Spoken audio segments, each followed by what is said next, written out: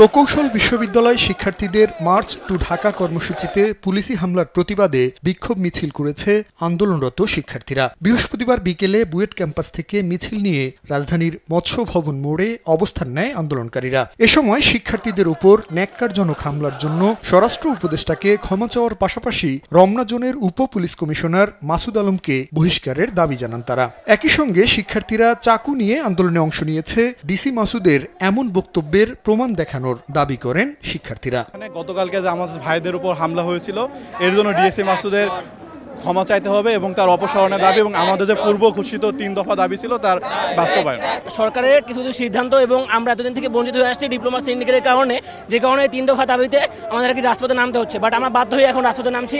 আমাদের মতো মেধাবী স্টুডেন্টদেরকে রাজপথে নামার কোনো কথাই না। এদিকে সন্ধ্যায় রমনা ইঞ্জিনিয়ার্স ইনস্টিটিউশনে সংবাদ সম্মেলনে প্রকৌশল অধিকার আন্দোলনের সভাপতি ঘোষণা দেন, দাবি না মানা পর্যন্ত আন্দোলন চলবে। রাজপথে লড়াইয়ের পাশাপাশি দেশের সব প্রকৌশল বিশ্ববিদ্যালয়ে কমপ্লিট শাটডাউন অব্যাহত থাকবে। আমাদের নেক্সট অ্যানাউন্সমেন্ট হওয়ার আগ পর্যন্ত সারা দেশের ক্যাম্পাসগুলোতে কমপ্লিট শাটডাউন বলবৎ থাকবে।